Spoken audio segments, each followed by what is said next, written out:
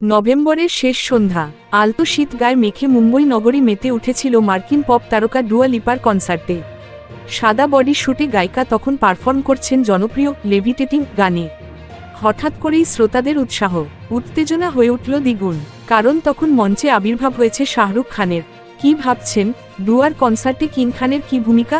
খোলসা করেই বলা যাক, আসলে প্রথমবার ভারতে পারফর্ম করতে এসে শ্রোতাদের জন্য এক বিশেষ সারপ্রাইজের বন্দোবস্ত করেছিলেন ডুয়া লিপা।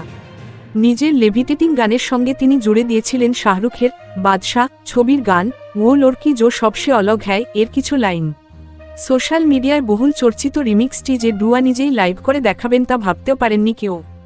কিন্তু শ্রোতারা উচ্ছ্বসিত হলেও মুখ ফোলালেন গায়ক অভিজিৎ ভট্টাচার্য। আসলে শাহরুখের কণ্ঠে এই গানটি অভিজিতেরই গাওয়া, অথচ ডুয়ার কনসার্টের ভিডিওতে কোথাও উল্লেখ নেই শিল্পীর। অভিজিতের এক অনুরাগী অবশ্য প্রসঙ্গটি প্রথম তোলেন। তিনি কটাক্ষ করেন, এই দেশেই শিল্পীর কদর নেই। ডুয়া লিপার নিশ্চয়ই গানটি শুনেই ভালো লেগেছে, দেখে নয়। তাহলে সবসময় নায়কদের গুরুত্ব দেওয়া হয় কেন? এই পোস্টটিই নিজের সোশ্যাল মিডিয়া স্টোরিতে ভাগ করে নিয়েছেন অভিজিৎ। আসলে দুটি গানের এই রিমিক্সটি প্রথম ভাইরাল হয় সোশ্যাল মিডিয়ায়। বেশ কিছু রিলেই গানটি শোনা গিয়েছে। এমনকি অনেকে এও বলেছিলেন, ডুয়া লিপা নিজে যদি এই রিমিক্সটি শোনেন তাহলে দারুণ ব্যাপার হবে। আর বাস্তবে হলো তাই। আসলে সোশ্যাল মিডিয়ার ভাইরাল গানটি ডুয়া লিপা নিজেও শুনেছেন বলে জানান। তার বেশ পছন্দও হয়েছে। তারপরেই ভারতীয় শ্রোতাদের চমকে দেওয়ার প্ল্যান। পপ তারকা আরও জানান, বলিউড অভিনেতাদের মধ্যে শাহরুখই তার সবথেকে প্রিয়।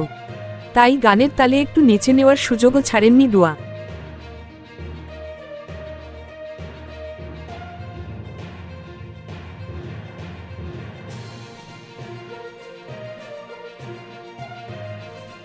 Thank you so much for watching our videos.